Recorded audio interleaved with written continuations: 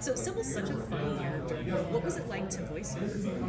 It was very easy to voice her because I am also a fun character. So literally, it was just me. I didn't actually have to change her voice in any way. It was just myself, high energy, so sassy and funny. So yeah, it was a joy to be the voice of Sybil. Talk about the relationship between her and Laura was because I feel like everybody's got their ride or die. And Yes. That's kind of what she is. Yeah, so Laura and Sybil, they love each other. They are ride or die, but like, Sybil kind of finds that Laura's quite annoying sometimes. Sybil just wants to live her best life and, steal some money, get into some hijinks, have a good time. And Laurel, I guess she's been through a lot because she thought she was the chosen one and now she's not, and she's in this, not depression, but she's in this weird space where Sybil is still living her best life despite being in that weird space with Laurel. So they clash on some things, but ultimately Sybil's very loyal and that's her girl and she's gonna help her and she's gonna, if she needs a ride or die, she's that girl. So I love their relationship and it's me as a person, I'm very loyal. So again, I don't know how Felicia wrote this character as me when she didn't know me at the time, but yeah, Sybil is basically, she has the moral compass of Sybil, how fierce and sassy and confident she is, but also how loyal and forgiving she is. Yeah, I feel like it was so easy to be her and it was a dream to work with Felicia. And Felicia doesn't know this, but I really wanted her to be my friend in real life, but it was so hard because she was so busy being a mum, and I understand. She didn't want to go for drinks with me, but I was just like, is this real? Are we really friends? And now I realise we are. She loves me to pieces, so that's great. How did you get involved with the project? So Jonah, who is a comic, he did a show in the UK with me in like 2017 and we became friends, and then I told him I was moving to LA, and then I guess they were casting for this, they couldn't find Sybil, and Jonah was like, I think I might have someone, and then text me and was like, hey, do you want to do this? And I was like, sure, let me read it. And I read the script and it was so fresh and funny. I didn't, when you go in expecting one thing, like I was like, okay, it's fantasy, I understand, let's go. Okay, let's do it. Tolkien, we're doing this, blah, blah, blah. And then I read it and I was like, no, it's really funny and it's really modern and it has everything you love about fantasy, but then it flips that genre on its head. So I was like, oh, this is something I want to be a part of. Also, I want a nerdy husband. This could lead me to him. So I said yes. And essentially I came in and I met Felicia and it was like a love fest. And it was just so easy to work with, and it didn't feel like work. It was just a fun day out in the booth. It was great.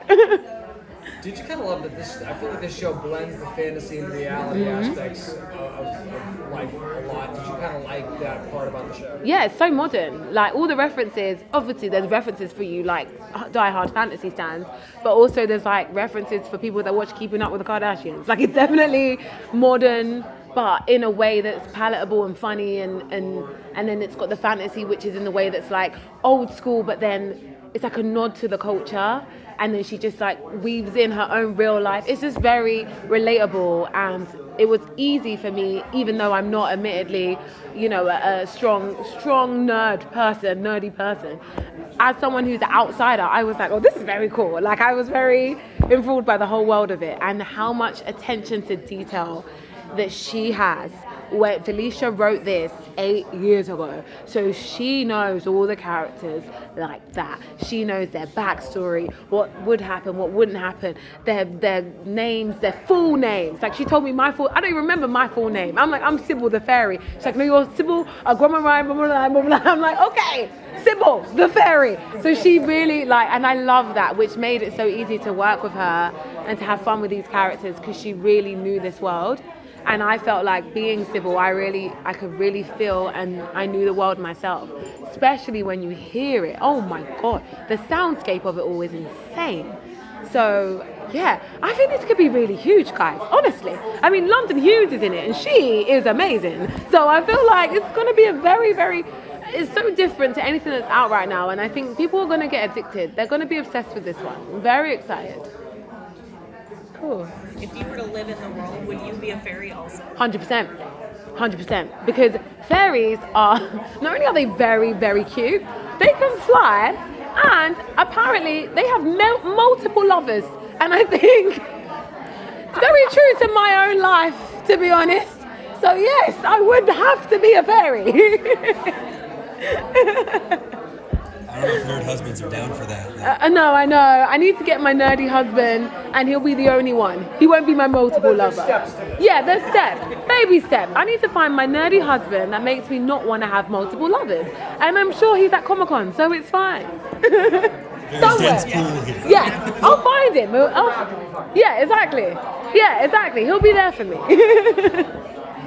Other than Laurel, was there a particular character or scene partner that you really liked working with on this one? Will. I've got a couple from the first episode, but I want to hear Okay, Will Wheaton. Like, oh yeah. So we actually got to do our scenes together, and in a lot of it, our characters we hooked up, and he's still into me, and like we have history, and I find him annoying now, but I also kind of like him. But anyway, when we were acting and doing our scenes, I could see his face. We were in opposite booths, but we could see each other, and we'd be arguing. He'd be shouting at me and screaming. I'll be like, Will Wheaton screaming at me, like, this is so much fun. Like, I didn't expect this. It's a Tuesday, so it was very surreal at that moment, and he was really fun to work with. But Felicia's so good at being Laurel. She's so good at bringing the character to life that she made me be a better actor, because she really was her. And so yeah, bouncing off of her was great. It was so much fun. And then essentially having a director come in, like, you do a take and say they have to climb a mountain, and he'd be like, okay, so you say this line as if you're climbing a mountain. And you're like, how am I gonna say a line as if you're like, and then you like practice and freestyle speaking, but being, out of breath. And then you're like, can I take, and it's like, try it this way. And then you try a bit faster, but a bit more out of breath. And like, just that process as a creative was so much fun to do. Like, when do you ever get to do that? So yeah, it was just like a party. Every day I came in and I was happy. I was pretending to fight demons or like do spells and whatever's happening. And yeah, it was very surreal, but I loved it. It was a lot of fun. All good? Thanks, guys. Oh, say that again. Are there plans for more? Yeah, Audible better know that there's plans for more. I told you, I want Third Eye theme park. I want five seasons on all. Then we go to movies, TV shows, merch, books. Like, I want a franchise. If we get a second season, I will be happy to play Sybil the Fairy. Also, if they want to do a spin-off, Sybil the Fairy and her world, I'll be happy for that too. Okay. The possibilities are endless, and I think once everyone hears it, they'll realize that they're going to fall in love with this world as much as I have, and I think it's going to be a fan favorite. Yeah, I think it'll be huge. Thank you so much. Have a good day.